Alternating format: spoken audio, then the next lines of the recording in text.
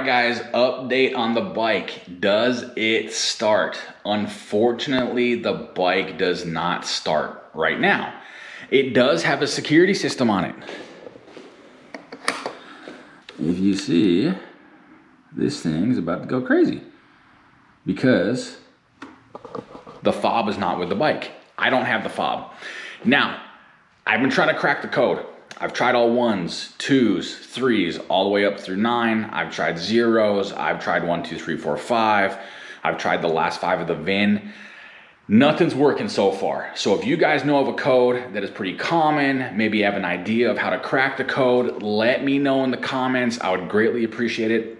I would much rather go that route than having to change the ECM and the security module at a Harley dealership, which is quite costly. I'd rather spend that money on fun stuff, on the bike.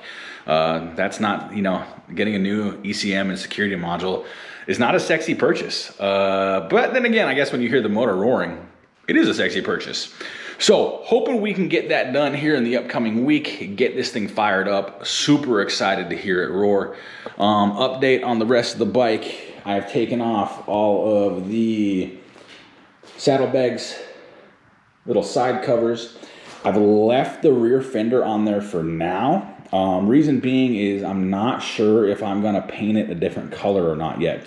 The rear fender's in decent shape, so if I'm gonna keep it the same Merlot Sun Glow, I'll probably just keep that on there, buff it up, give it a shine because it's in good shape.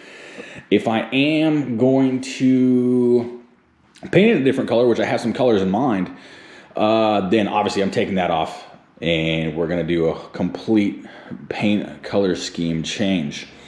Got the front fender off. That was actually the toughest part of this whole thing. That took me about 25 minutes in of itself, just because there was some mangled metal in there, and that metal was super sharp. Ended up cutting my hand, had to kind of hammer it back a little bit before I could access the nuts. It's literally 4 bolts on there. 4 bolts, took me 25 minutes.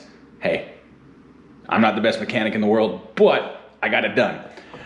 Got the front fairing off.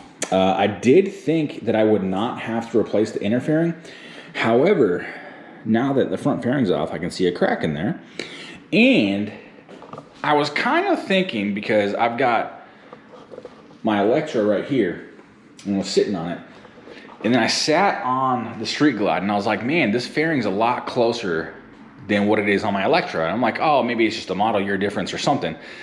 Well, turns out that the brackets are actually bent, if you can see that, on both sides. So it's pushing the fairing closer.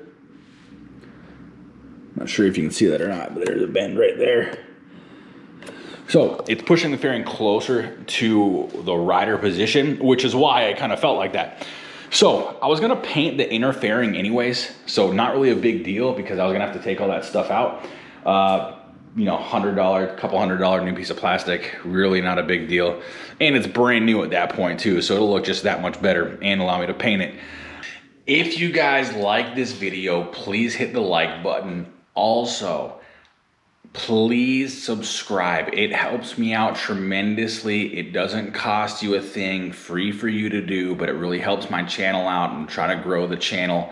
I've got a lot of things coming up here in the new year, a lot of projects that I plan on taking on and finishing, So hit the subscribe button. See you guys in the next video.